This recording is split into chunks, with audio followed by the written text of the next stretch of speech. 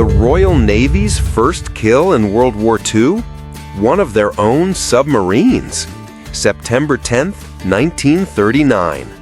The war is barely a week old. HMS Oxley, a British submarine patrolling off the coast of Norway, disappears. The official story from the Admiralty: an accidental explosion, case closed. But that's not what happened. Here's the truth they buried for 50 years. That night, another British sub, HMS Triton, surfaces in the dark. Her commander spots a vessel. Wrong position, wrong sector. He's convinced it's a German U-boat. He fires a challenge signal. No response. In reality, Oxley's signal grenade had malfunctioned. The Triton's commander counts to 15 in his head.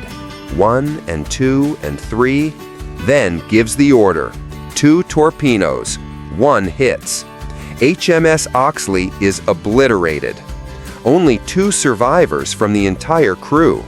The Board of Inquiry convenes. They clear the Triton's commander entirely.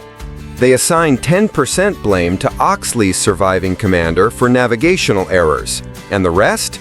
They dump it on Lieutenant Manley, the officer of the watch, who survivors last saw swimming strongly before he suddenly sank from view. Convenient to blame a dead man. But here's where it gets darker. Rear Admiral Watson recommends against a court-martial to avoid, quote, unnecessary publicity. Winston Churchill himself tells Parliament it was an accidental explosion. After the war ends, they keep lying. They tell families the 2 subs collided. One war widow, Maria Bromanello, didn't learn the truth for 50 years until her grandson dug up the records in the 1990s. Why the cover-up? Because HMS Oxley wasn't just the first Allied submarine lost in the war. It was the first vessel of any kind sunk by the Royal Navy in World War II. Their first kill was their own. Historian Jeffrey Regan called it a mixture of misfortune and incompetence. I call it institutional cowardice. So here's the question. Was protecting wartime morale worth lying to grieving families for half a century? Comment below. And follow for more buried history they didn't want you to know.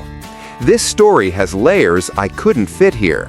The full investigation, including what really happened in that inquiry room, is on my profile.